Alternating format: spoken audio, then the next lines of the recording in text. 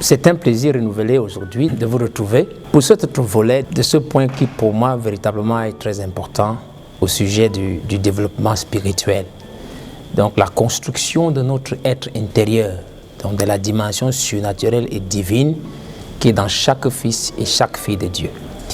Et donc nous sommes arrivés à cette semaine, je crois que nous sommes parvenus au point numéro 2, qui est celui de l'absolu. Et l'absolu, c'est une référence, l'image spirituelle que nous avons et qui correspond à toutes les ambitions, en fait, que nous faisons par rapport à notre marche spirituelle autant pour moi. Donc, nous voulons voir deux aspects aujourd'hui en ce qui concerne donc cet absolu, cette référence. Et permettez-moi, avant d'aller plus loin, de dire que c'est véritablement un point important. Ça ne s'applique pas seulement à ce dont nous sommes en train de parler, parce que la Bible même nous enseigne que notre enseignement, même des choses spirituelles, commence par les choses naturelles. Et sur le plan naturel, dans le monde d'aujourd'hui, en fait, les bases de l'enseignement, de la progression, du développement, c'est qu'on ne peut pas évoluer sans avoir un modèle, une référence à partir de laquelle on avance. C'est valable en science. Si aujourd'hui les hommes arrivent par exemple à avoir des vaisseaux spatiaux et tout, il a fallu qu'ils s'appuient quand même sur des références des gens qui étaient avant eux et à partir de cela, ils peuvent aller un peu plus loin. Donc nous avons besoin d'une référence, d'un fondement, d'un modèle, de quelque chose qui représente l'accomplissement plein de nos ambitions. Et donc je voulais relever deux aspects aujourd'hui en ce qui concerne cet absolu spirituel. Premièrement, pour que nous puissions arriver à le construire en nous-mêmes, parce que l'absolu, on dit, c'est une image. Et cette image doit se refléter en nous. Parce que la Bible dit, dans 2 Corinthiens au chapitre 3, au verset 18, il dit que nous qui, comme au travers d'un miroir, contemplons la gloire du Seigneur. Parce que c'est de ça en réalité qu'il s'agit, c'est de la gloire du Seigneur. Parce que quand on parle de développement spirituel, c'est atteindre la gloire du Seigneur. Comme la Bible a dit, que faisons l'homme à notre image. Donc, nous devons voir cette image-là comme au travers d'un miroir. Donc, il y a quelque chose qui doit refléter cette image-là. Et une fois que cette chose-là reflète l'image, alors, c'est la même Bible, je crois, c'est Paul qui l'enseigne. Il dit maintenant, c'est à partir de cette image de la gloire du Seigneur que nous avons. Et nous avons cette gloire, cette image où, à partir d'un modèle, d'une référence chez nous. Alors, quand nous avons cette image qui se reflète, alors nous pouvons, au travers de ce reflet, être transformés de gloire en gloire, en la même image, comme au travers du Seigneur l'Esprit. Donc, cette référence, cet absolu spirituel pour nous, est l'image à travers laquelle nous allons être transformés pour atteindre le but de nos ambitions spirituelles. Et donc, je dis que pour cela, donc, nous avons besoin de deux choses. La première chose, c'est que nous devons être capables d'identifier notre absolu. La deuxième chose, après l'avoir identifié, nous devons l'éprouver. Parce que la Bible dit « éprouvez toutes choses et retenez ce qui est bon ». Donc, et ce n'est que sur cette base, quand j'ai éprouvé, je suis sûr. Parce que quand on parle d'absolu, c'est qu'on parle de référence. Ça veut dire que c'est un point d'attache. Ailleurs, on parle d'une ancre. Ça veut dire que quand je vais avancer, je sais que j'ai mon ancre qui tient. Donc, pour que mon cœur puisse avancer avec assurance, je dois m'assurer après épreuve que cet absolu-là est réellement la chose dont j'ai besoin. Et l'absolu n'a rien à voir avec les choses qu'on nous a enseignées.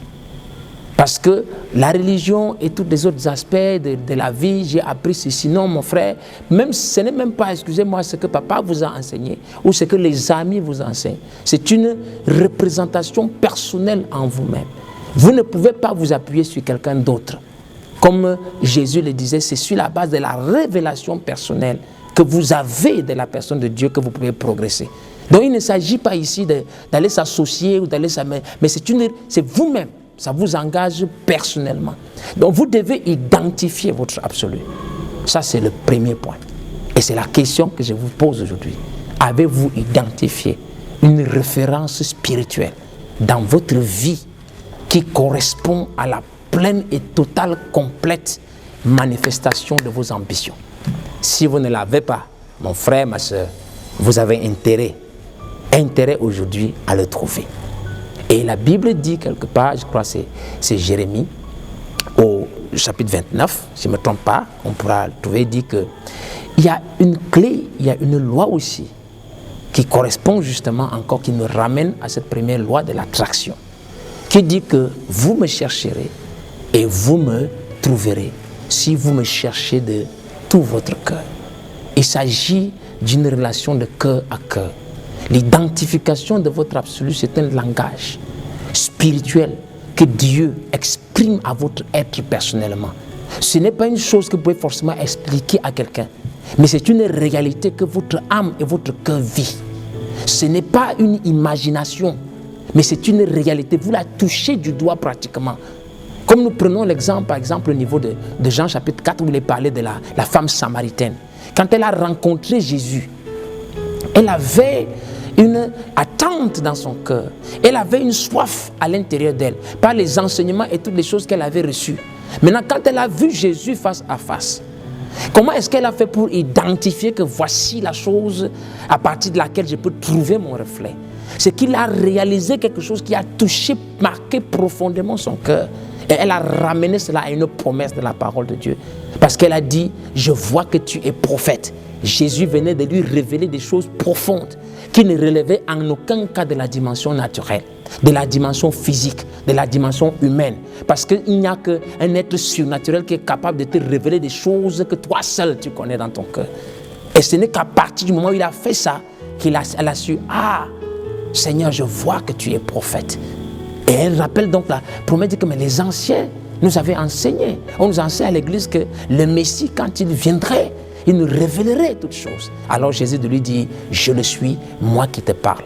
Dès qu'elle a identifié cela, il y a une étincelle à l'intérieur d'elle-même qui s'est allumée. Et cette femme samaritaine qui était une femme peut-être de mauvaise vie et tout cela, comme elle avait 5 maris et tout, il y a une transformation, il y a un déclic.